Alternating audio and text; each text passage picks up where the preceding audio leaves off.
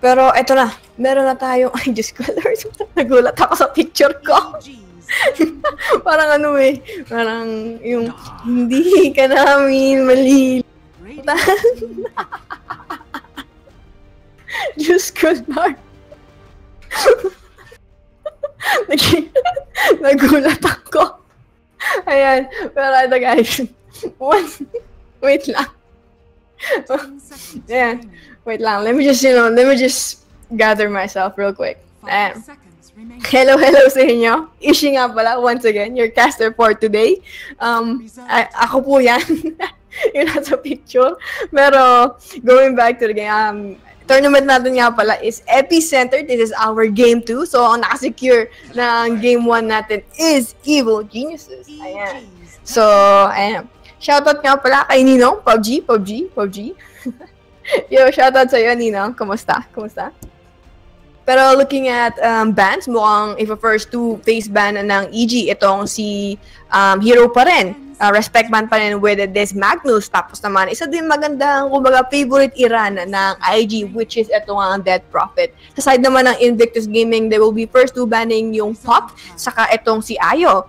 So, this time, hindi na ban itong si Trayan. Tingnan natin kung i-pick up ba siya with this game 2. Nakalimutan ba siya i-ban ng both teams or pick? Tingnan natin guys, how will this game 2 flow? For ito na nga, Evil Geniuses, since nakaligtaan na i-ban ng IG itong si Trayan, they feel like mas mukhang a threat itong hero ni Universe or itong hero na si Puck in general compared dito kay Trend Protector. So, tignan natin, will this be a good thing on the side of EG? Or finally, Invictus Gaming figured out how they're gonna handle itong Evil Geniuses sa game 2 natin.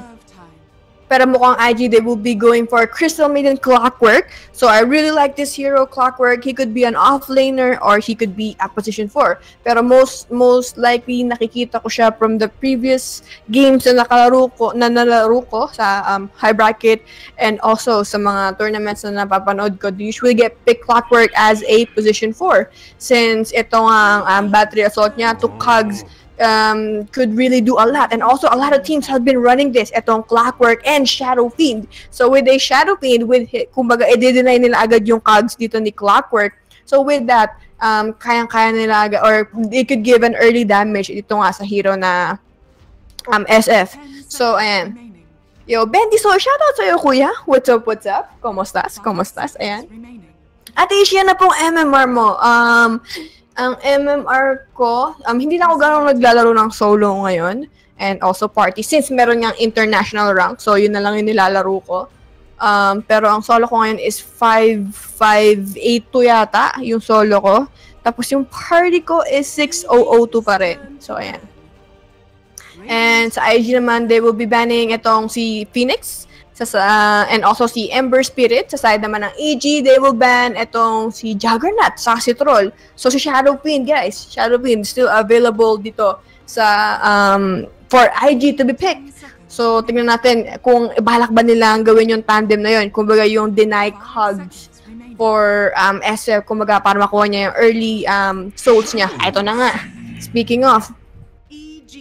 Speaking of Shadow Fiend, ayan na, pinik na agad ng IG. Tingnan natin, how is EG gonna handle this? Did I forget about that combo? Or talagang, you know what, it's okay. We can handle itong early damage ng ibibigay ng IG. So, tingnan natin kung anong balak nila dito. 10 seconds remaining. Yo, Marshall Dre? I don't know how to say your name. Pero shoutout sa'yo. Komostas? Welcome. Reserve time. Yo, luxurious, di mo na ako subscribe, wala. Yo, no problem, luxurious. I always see you on my stream, so I really appreciate all that support. Or nga pala, speaking of my stream, promote ko lang na isang mabilis yung channel ko. Also nga pala, streamer din ako, so mga hindi pa naka-follow sa channel ko, don't forget to check it out. It's type twitch.tv/ishipz. So ayan, pag tinatype nyo !caster, nakalagay doon yung link to my channel. So I really appreciate if you guys do follow my channel. So ayan. So ito, hinihintay natin yung EG kung ano ipipick nila. Alam nila that this is already a Shadow Fiend mid. Are we gonna go aggressive or kumbaga sasabayan natin yung kumbaga yung farm ng Invictus Gaming? Pero yun nga, like yung sa game 1, comparing sa game 1, yung heroes nga nila just didn't synergize as well compared sa EG. Kita nyo naman yung EG, the two supports, Crystal Maiden and Sand King, lagi sila nag-rotate and forcing issue sa side ng IG. Compared sa IG, they have Dazzle and then ito ang si Night Stalker. So, Night Stalker is basically the only hero rotating sa side ng IG. Ember Spirit didn't do well sa linya, so he was forced to jungle. And so, kumbaga as a Night Stalker, wala siyang body para mag-rotate. So, yung hero na Night Stalker as a position 4 just didn't do well or synergize kumbaga sa draft na Invictus Gaming. Si Tol or si Burning lang ang merong farm kanina sa tawag dito sa game 1 natin. But at the same time, he is also farming. I mean, he's troll. He wants to farm. He wants to get his early levels. Kumbaga, he wants to get those Yasha, those Vlads, those Blink Dagger para maka-go in siya. But without those, he can't really be efficient. So Night Stalker pick alone was yun nga, the Night Stalker was alone. Wala siyang kasama para mag-gank. So yung tandem na yun just didn't work out. And of course, EG took advantage of it. Kaya easy peasy na-secure nila yung game 1 kanina. So ayan, ito na nga, AG will be picking Earth Spirit, isa sa mga signature hero dito ni Crit. So, though na sobrang ni-nerf na siya ni tawag dito ni Gaben, ni Valve. Tawag dito, still a decent hero. Meron pa rin siyang stun, he has silence, he has initiation, he still has magic damage. So, I guess, though na sobrang na-nerf siya, he still could be effective as a hero. Ayan. Pero Invictus Gaming will be picking Tide Hunter. Kita nyo naman, it's a completely different phase compared kanina. Tide Hunter, you don't need a Blink Dagger to be efficient. Kumbaga, para siyang Dark Tier. As long as you have mech, sobrang laki ng AoE netong Ravage niya, and there you go. Could be a really efficient dito sa team fight. And EG will be going for a heavy team fight early mid game na naman, which is ito nga si Venomancer. So, kita nyo naman guys, talagang kumbaga, palag, laban. Hindi na uso, like, though na prioritize or kumbaga, nabalik na yung every minute, pwede ka na mag-stack sa jungle, yung efficiency or kumbaga, yung greediness or yung, I don't know what the term, yung activeness, kumbaga, sa mapa natin or yung early to mid-game heroes natin is kumbaga, ang priority sa meta ngayon. Dahil nga, because of the offlane. Kumbaga, yung offlane ngayon, before you get a farming offlane, di ba? Sa ngayon, you need an offlaner that do something with so little. Dahil nga, sobrang dali niyang shutdown, wala na siyang shrine. So, on the first 3 minutes, kapag wala kang regen, you're gonna have to go back to base. Kasi wala kang shrine. The shrine doesn't regenerate until after 5 minutes. So, without that, so you have to find some levels para maging efficient or kailangan mo mag-rotate sa ibang side ng mapa. So that's what is EG prioritizing. They have Treant, they have Earth Spirit, they have Venomancer, they have Dark Tier, they have heroes that fights. So tingnan natin kung anong balak dito ng IG, how are they gonna handle that. Pero Storm Spirit ang last pick dito ng IG. Tingnan natin, I mean, they have Crystal Maiden, they have Clockwork, they have heroes to handle itong hero ni Storm Spirit.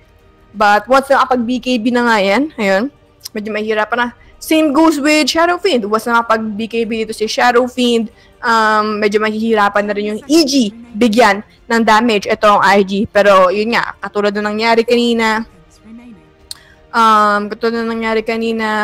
if you finish the game way too early, hindi ka na makakapag-BKB. So ito, how are they gonna handle this hero? Kumbaga, for now, they only have Crystal Maiden and then Clockwork to handle etong hero ni Sumail. So, ang kulang na lang nila is yung hero dito ni Burning. Sino kaya ang ila-last pick nila dito? What else I was gonna say? Kapag itong hero ni Bobuka, si Clockwork, will do so much damage or ipipressure niya ng sobra itong mapa ng IG, this will be a really perfect opportunity for IG to take itong game 2. Kasi itong Clockwork na to, this is a really annoying hero. Kumbaga, like, talagang ipe-pressure niya na sobra yung lane mo. And since you don't have heroes to handle this hero, kumbaga, you need to get 4 staff. Kumbaga, sa first 12 to 15 minutes, you don't have 4 staff, Clockwork will be all up in your face, diba? So, ito na nga, Burning will pick itong si Vengeful, or itong hero ni Burning is si Vengeful Spirit for our game 2. So, ayan, kompleto na itong draft natin sa second game natin. Once again, is she your caster for today? Ang tournament natin is Epicenter dito sa Moscow. This is a Group B. So, ang Group A natin is, ang naglalaban is Liquid. Ano ba kalaban nila? Sidek yata. Nakalimutan ko na agad, Diyos ko Lord. Kakikita ko lang kanina. LGD. Ayun, LGD pala. Diyos ko Lord, makakalimutan na si Ate Issue niya. Tumatanda na. De, joke lang. 10 seconds remaining. Galawang VP. Pwede rin. Yeah. Kumbaga, like yung VP, they prioritize yung hero dito ni, sino ba yun? Si Lil ba? I forgot. Basta, ayun, kumbaga, si Boboka and si Lil, they do the same thing. They put so much pressure sa mapa. They create so much space. And yun nga, they force heroes to rotate. Dahil nga sa mga rotation nila, ang ganda din ng mga wards na binibigay nila. So, yung mga heroes na yun, kumbaga, that one person alone is doing so much for the team.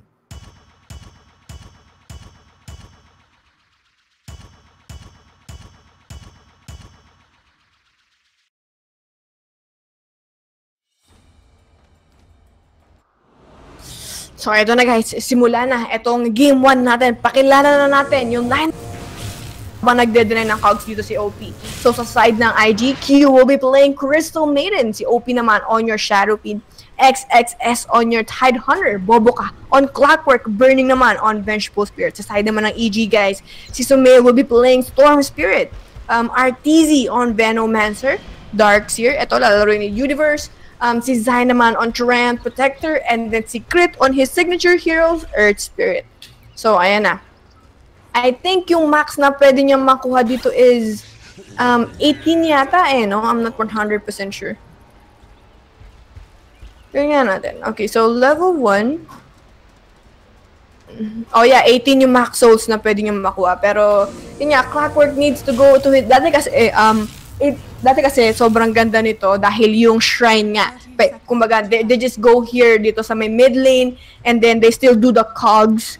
Tapos, i-delay niya and then mag-shrine na lang dito si Boboka or itong Clockwork. But this time, since wala ng shrine, medyo mahirap na siyang i-execute. I mean, you don't wanna stay so much in base kasi magbe-behind ka kumbaga dito sa laning phase. Pero ito si Boboka, naispatan nito ni Zai.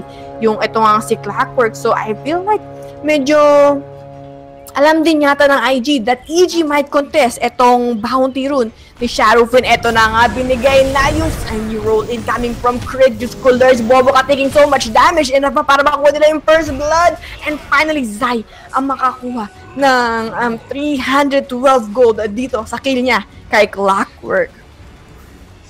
Nicely done sa side ng EG. Umpisa pa lang gusto nila bigyan ng isang mainit na welcome itong IG, pero ito nga si OP talagang sisigain niya ng sobra itong si Sumail, knowing na meron siyang early damage against dito kay Storm. So ito si Zai on your Treant Protector, medyo nag-i-stay siya dito sa middle, and also si Crit, kita nyo naman guys, since it is a Venomancer going against a Tide Hunter, kung kayang-kayang i-solo lane ni RTZ yung 1v1 matchup doon. Pero looking at CS, kaya 113, pero dahil yun sa cogs, but 113, and then si Storm with 2 and 3, so far so good. Even though na may early damage itong si Shadow Fiend, nakakuha pa rin siya ng CS against this, itong kay SF nga. Pabati naman from Abu Dhabi, offshore, thanks. Yo, kay Shouty Bell, shoutout sa'yo kuya. What's up? Welcome dito sa Wombo X Combo. Maraming salamat sa walang sawang pagsuporta, kuya. So, matchup naman sa taas, it will be a Tide Hunter going against Venomancer. Bumalik na rin pala si Zydon. Tapos si Universe pala, ito na jungle na rin. Since ito na yung roll-in, napaganda namang connection from Crit. Pero yung damage is not enough. Kumbaga, hindi nila kayang i-secure pa yung kill doon kay OP. So, ayan, he will salve up and also si Sumail. So, easy peasy pa rin yung pag-CS nila ng parehong team dito sa gitna. So yun nga, since kumbaga ang daming disable nitong ng IG, which is itong si Crystal Maiden plus si Vengeful Spirit, mahihirapan nga naman makapag-lane itong hero ni Universe. That's why he went straight to jungle. Pero sa top lane, nakikipag 1v1, right-click itong si XSS and kay Zai. Yung Lich is nandun na rin, and si Zai really want to take that heroes. Nandito na rin si Corret trying to say hi with that one right-click damage. Pero mag-back out muna ng kuya mo for now. And XSS, taking itong creeps with him. So, easy farm and easy level for him. So, si Bobo ka nandito sa gitna. And ito, he's gonna run in with his fucking rune. Oh, nandito pa rin si Crit trying to come back at it. And he will tank itong battery assault instead. Pero nakakuha niya pa rin doon si Sumail. And he will be fine since nira-right-click din ang tower yung cogs niya. So, I think he secured an easy peasy gold then. Doon. Yo, Ate Colleen. Yo, shoutout sa'yo, ate. What's up, what's up? Heart.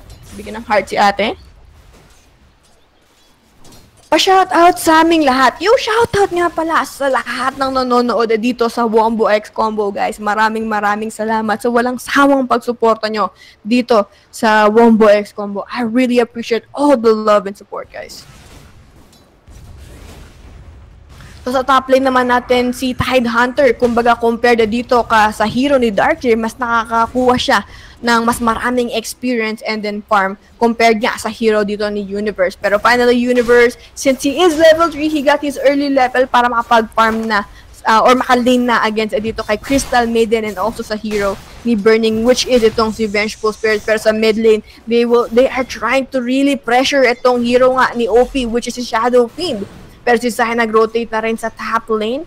Even though that this is a 1v1 matchup, XSS still, eto na, nag-glitch shield na dito si Zai. And finally, yung slow doon, and he will TP out. And Zai with the last minute, holding on with his stun. Kasi alam nga niya na pwedeng mag-TP out itong si Tidehunter. And nice strategy na naman coming from EG. 0-2 yung score natin dito. And nakasecure nga sila ng isang kill doon sa top lane.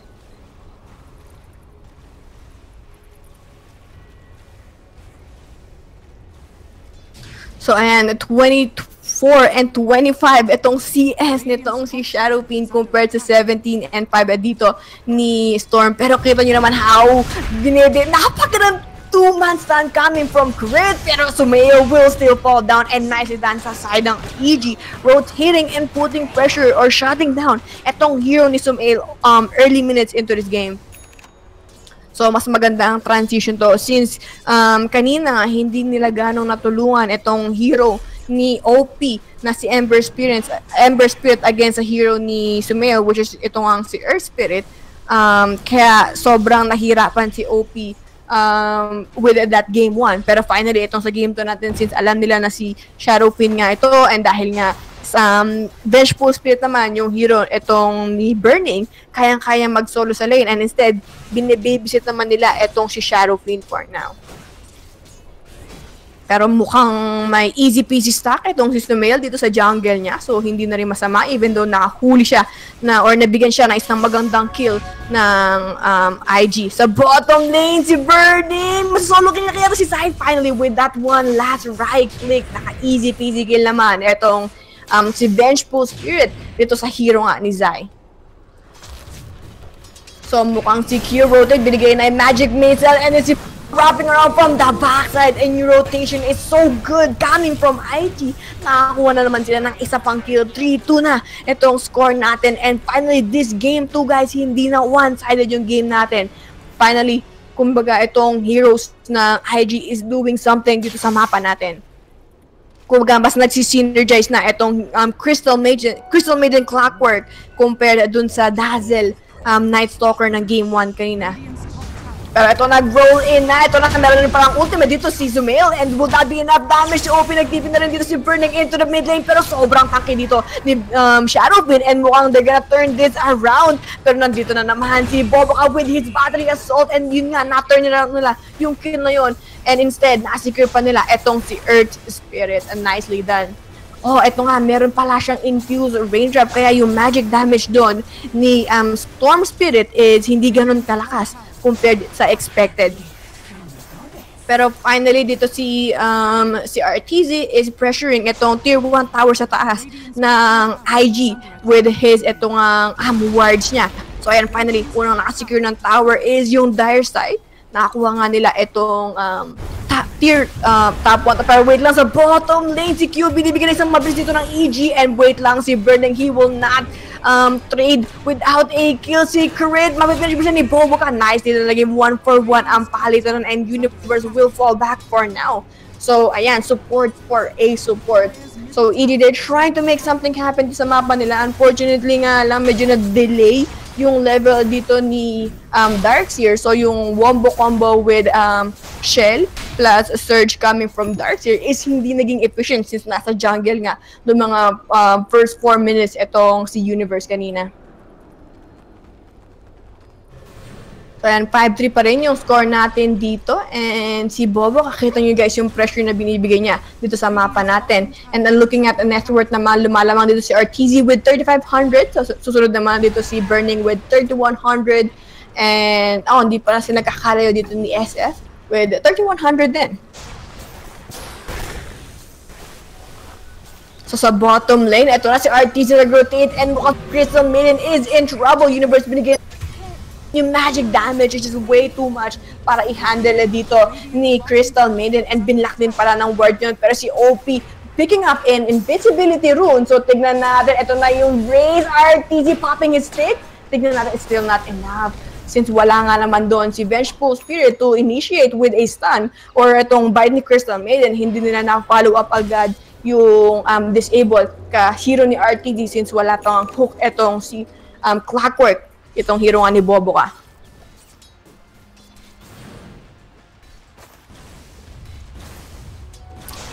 So mukhang Tidehunter still a little bit too far from his mechanism. Si Universe naman will go for a 4-stop first. Kita nyo naman guys, yung pressure na binibigay dito ni Clockwork. Instead na mag-invest agad for a teamfight item or sustain etong si Universe, he has to go for a 4-stop. Dahil nga once na ma-hook etong si anybody on the side of EG, talagang magta-transition na yun with an automatic kill. So tingnan natin guys, sino ang unang team na mag-o-online. Alam mo, parang malakas din naman yung team fight dito ng IG and also EG.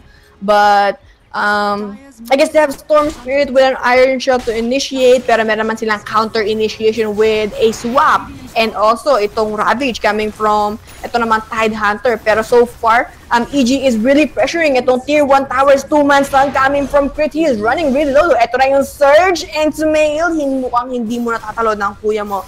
That, kumbaga, tinakot lang nila ng konti itong IG, pero sa top lane, Zai is really following itong hero na XSS. Unfortunately, medyo tanking din nga naman itong si Tidehunter, so mahirap nga naman i-solo kill itong hero na yan.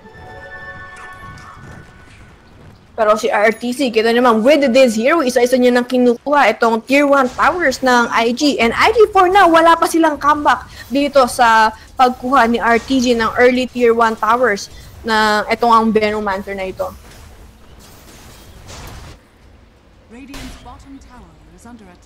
So si Bobo ka, still not level 6, huh? 10 minutes into the game, pero yun nga, dahil nag-rotate nga siya ng sobrang dami kanina, medyo na-behind siya sa kanyang level. Pero sa gitna, nag-roll in na itong zip in. Storm Spirit, tingnan natin with an Iron Shell, follow-up silence coming from Crit, and another zip in, trying to pull him back, pero finally makukuha nila yung kill doon dito kay OP. And with that kill, nakasecure ng 277 gold itong si Crit with his Earth Spirit. And finally, na-end nila itong pagpa-farm and domination coming from Shadowfiend nga. And then si RTZ guys, patuloy pa rin dito sa pag-pressure ng tier 2 tower naman. Kita nyo naman guys, tier 2 tower in the bottom lane is below half health. So kita nyo naman, IG, walang respond dito sa pagpupush ni RTZ sa bottom lane, and this will be another free tower para sa EG. I feel like IG, parang tawag dito, akala ko they had already an answer with the game 1 or yung pressure na binibigay ng EG, pero alam nila that since Wala pa nga ultimate itong si Clockwork. They don't have someone to initiate with. Siguro kaya hindi pa nila kayang labanan itong hero ni RTZ. And also since wala pa ring mechanism itong si XSS, kumbaga they're really cautious kumbaga kung ano yung team fight na gusto nilang labanan. Pero with this, that was like what? 4 stacks? Or 5 stacks? I think 4 or 5 stacks na kinlear dito ng XSS, mas mapapabilis na yung pagkuha niya. Ito pala, meron na siyang recipe with his mechanism, so buo na. I feel like with this, IG needs to fight kasi isa-isang or kukunin na ng EG itong towers. Pero ito si XSS, nice pa ito nag-pop yung shrine. Follow up ba yung side nag-tip na si Clockwork? Zipin na reverse ba nila agad? This is not good on the side of EG. Yung Ravage binigay na rin, pero si OP on the backside, yung damage dito ng IG is really slow. XSS still surviving and finally will fall down. Naging 1-for-1 yung palitan doon. Yung Backline was si Burning trying to swap and stack and finally OP will fall down. 2-for-1 ang naging palitan doon. And si Universe nakakuha na rin pala sa side dito ni Q on your Crystal Maiden. Bobo ka, medyo in-trouble siya, pero si Burning Lead Shield and may mana naman din si Sumayo with that zip-in. Magic Missile, tignan natin, Bobo ka. RTZ finally, he will fall down to 4-4-2. Ang naging trade-off doon and RTZ already on a killing spree. Diyos ko, Lords, napakaganda. Nakita niyo yung ginawa doon, guys, ni RTZ. Hello? Wala daw sounds? Pero ayun nga, nakita niyo yung ginawa ni RTZ doon. The Ravage was si Clockwork, pero Shadow Fiend was on the backside. Kalungkutan nga lang. Yung slow coming from this, or Venomous Gale coming from RTZ, just delayed yung damage dito ng Invictus Gaming. Doon nandoon yung hold dito ni Tide Hunter. Yung damage was not there. I mean, they're trying to right back, pero Crit will secure an easy kill. Pero mukhang hindi maganda to. Meron naman siyang roll out with his tawag dito, rolling boulder smash or whatever. Meron namang sounds kanina ba? Try nyo i-refresh yung baka naka-off nga naman yung volume mo. Try mo i-refresh siguro, pero wait lang sa bottom lane.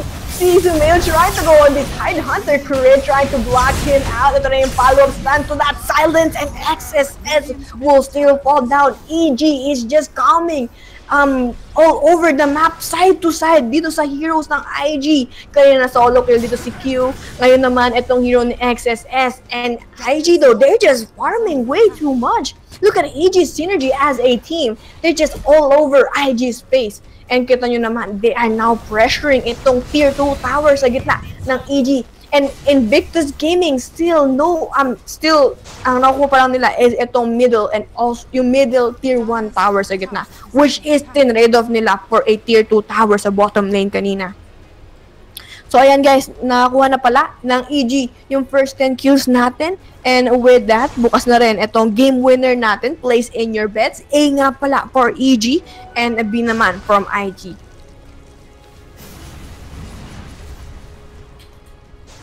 I don't know what is happening for on the side of katulad nga na in-explain ng English panel, they're still figuring out what they want to do dito sa meta natin, guys. Bobuka and etong si Q did a pretty good job rotating, putting pressure sa mapa. Pero for after nun, once na nag-group up na yung EG, you know, they have independent heroes that could easily get a kill, which is etong si Earth Spirit plus Venomancer, and then etong si Universe. Kumbaga, iron shell na lang etong si Storm Spirit or etong si Earth Spirit or kahit si Triad, and those stuff already dealing so much damage. So with that, since yung damage is coming all over the map, hindi nila alam kung saan magre-respond. I mean, Shadow Fiend could easy or could get a solo kill, pero mukhang he will be going for a Dragon Lance, kumbaga. So he's kind of leaning for that, a little bit of tankiness at the same time. So ito finally, since meron na ring Ravage itong si XSS, and they, you know, 5 na sila na buhay. 16 minutes into the game, kukunan nila itong last, hindi pa pala, meron pa parang tier 1 tower sa baba. So yung tier 1 tower sa taas ng EG. Pero, see, they did get tier 1 tower, but like all heroes on the side of EG is farming all over the map. Kita nyo, RTG farming the mid lane, si Universe farming the Radiant jungle, and then si Storm Spirit farming naman itong dire side ng dire jungle ng EG. So kita nyo yung hatian ng farm is way too different compared sa IG. So ito na, apat na heroes ng EG is already rotating dito sa tier 2 tower, and mukhang naispatan na or natunugan na rin ito ng so they are backing outside. Tignan natin, they place a sentry ward, and then si Q bigay yung rocket na naispatan ng Crystal Maiden XSS. Na-silent siya dito, vacuum wall, and they're gonna try to zip, and finally binigay yung Ravage, but still Q won't fall down. Naispatan dito si Sumail, will he survive for a little bit, and RTG with that beautiful ultimate. Pero wait lang, si Bobo ka nag-hook dito, and nobody and everybody on the side of IG is running really low, and EG surviving on that engagement coming from IG. Pero si Bobo ka makakapag-TP out pa, muntik pang ma-team wipe itong Invictus Gaming. Kita nyo naman, I thought EG, you know, makukuha na ng IG yung kill sa EG with that team fight, because akala ko finally mababurst nila right away si Sumail, pero yung Bloodstone charges with that stick were just already too much. Kumbaga, yung damage nila was not enough to burst anybody on the side of EG compared na dito sa EG. Yung ultimate ni Venomancer slowly eating away yung health dito yung heroes ng Invictus Gaming. Grabe yung damage output na binigay doon ng EG, and the 18 minutes into the game, and mukhang EG still dominating itong second phase natin. Kala mo lang yun. Akala ko nga din eh. Sabi nga nila, maraming namamatay sa maling akala. Pero ayan, quick item check muna tayo since mukhang magpa-farm muna ulit yung both teams natin. Sa side ng IG guys, si Crystal Maiden already with Tranquil Boots, Bracer, Magic Wand. Si OP naman meron siyang Threads, Dragonlance, Ogre Club, and Ring of Aquila. So mukhang mag-BKB na nga itong si Shadow Fiend. It's the magic damage, sobrang lakas sa side ng EG. Tapos naman si XXS with a Arcane Boots mech. Si Boboka naman meron siyang Tranquil Urn, Magic Wand. Si Burning naman meron siyang Face Boots and Dragonlance. Sa side naman ng EG guys, meron ng Brown Boots Bloodstone Bottle, itong si Sumail. Si RTZ naman meron siyang Threads, Veil, Blade Mill. And then meron din siyang Sangay for now. And the Ring of Aquila. Si Universe naman meron siyang Arcane Boots, Force Staff, Soul Ring, and a Casual Cloak for now. Si Zai naman meron na siyang Solar Crest and Tranquil Boots. Si Crit naman meron na siyang Arcane Boots, Earn, Magic Wand. So ito na. Since meron ng Solar Crest itong si Zai, pwedeng or easy peasy na itong pagkuha nila ng Roshan or yung Aegis of Immortal. Yo, Nonded Silo, shoutout sa'yo kuya. What's up? What's Gucci? And kay Maestro Raven, guys, kamusta? Pero of course, naispatan yan guys na Invictus Gaming, and meron ding Ravage itong si XSS. Though wala pa siyang Blink Dagger, pero siyang 1600 gold for now. So, ito na nga, running really low na itong si Roshan, and then si Bobo ka. Tignan natin kung kailan mag-initiate. Pero nandito si Crit, following it up, yung hook will connect. Pero wait lang, si Sumail already secured kill dito kay Q, and nakipag 1v1 siya kay matchup dito kay Burning. Pero napagandang ultimate naman coming from this OP. Unfortunately, wala na silang follow-up damage, and everybody on the side of Invictus Gaming is down, and it will be another team wipe ang na-secure ng Evil Geniuses doon sa engagement sa loob ng Roshan Pit. Yung Aegis of Immortal is na-secure na rin pala ni Art Easy, and with that engagement, na-secure sila ng 1700 gold. Tapos naman, 4800 naman in terms of experience. Ay! Napakasakit naman ng damage nito si Art Easy. Kanina si Sumail ang sumisiga and doing so much damage aside ng Invictus Gaming. This time naman, si Sumail will jump into this Crystal Maiden, and Q-O popping his stick, and napagandang root and battery assault, pero finally, isi-secure niya na yung kill doon kay Crystal Maiden, and he will zip out. Pero while that is happening, kinukuha naman ni RTZ yung tier 2 tower sa taas ng Invictus Gaming.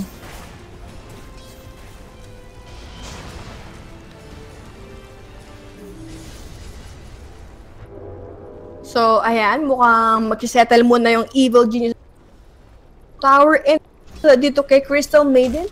And possibly, and yeah, possibly waiting for their next core item para, or kumbaga maging komportable sila, i-siege yung high ground. Pero one thing is for sure, meron pa rin Aegis of Immortal, itong si Venomancer. So, kayang-kaya pa nilang i-siege yung high ground dito ng Invictus Gaming. So, ang ganda ng ginagawa dito ni Artesia. He invested once again for a halberd. Tawag dito. Ayan, meron siyang halberd. So, yung physical damage na binibigay dito ng Invictus Gaming would just invade kasi nga meron din ng evasion itong halberd na item na ito. So, magandang investment to as a Venomancer, right? Meron din siyang blade mail for him. So, like, everything just counters it. Like, you can't right-click a Venomancer, and when you try to right-click him, meron siyang return damage or meron siyang evasion at the same time. So, you don't know, like, how you're gonna deal. Kumbaga, pag Venomancer ka, diba? Isipin mo, like, Alu Akbar na. Like, kumbaga, suicide gaming na. But this is not a Alu Akbar Venomancer. This is a fighting Venomancer. This is a Venomancer that will right-click you to death with his ultimate. Alam mo yun? Oh, kumbaga at the same time yung sa ultimate niya. So, grabe yung investment dito ng EG. They really wanted to end this game kumbaga early to mid game pa lang.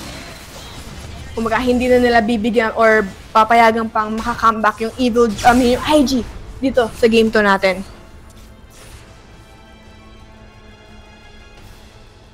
Alo Akbar.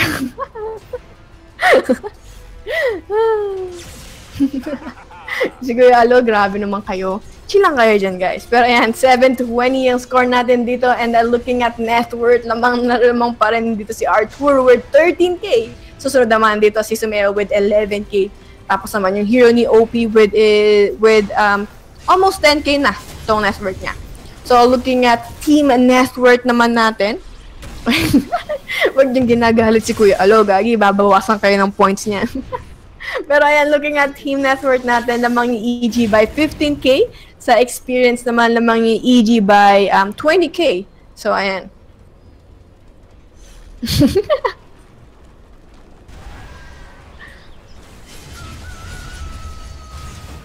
Pero, yung Aegis of Immortal is... Wait. Should expire soon. Pero, yun nga.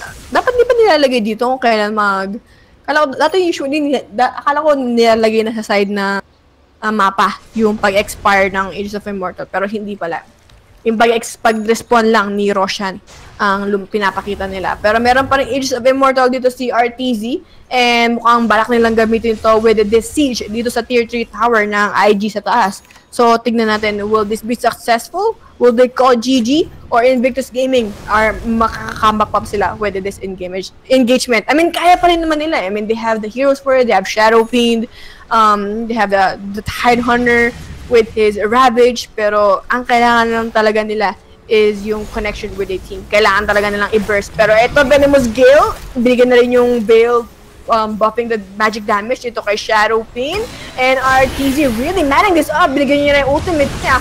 Yung bite, pero si Mayo will get in. And ito, napagandang hook naman. Pero yung vacuum wall from Universe on the backside. Still, magpapapa rin ng ultimate dito si OP, popping his BKB. And RTZ want to right climb down. And he is really close. Meron pa siyang Aegis of Immortal on the backside. Bobo ka barely surviving, pero makukuha pa rin ni Mayo yung kill doon. And IG will call it good game, well played. And EG will be advancing dito sa Group B natin against Evil Geniuses.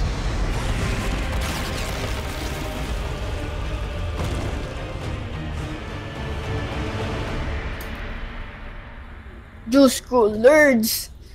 Kanina, tatlong beses lang namatay yung EG ngayon. seven times lang namatay yung EG. And RTZ with a 21k damage as a Venomancer. Ay. EG though, dito sa meta na to, they're just looking really strong as a team. They're a little bit more creative compared na dito sa IG. Kumbaga, medyo napapag-iwanan sila ng meta. They're still picking the casual hero. They're still farming way too much. They just didn't have an answer dito sa aggression ng EG. Pero ayan guys, kalungkutan nga lang for IG fans. Pero don't you guys worry. Mahaba-haba pa itong tournament natin. And ang next series natin will be casted by... Hold on. Let me just pull this up real quick. Kalimutan ko. Ito. Ang second game natin will be casted by Kuya Pau.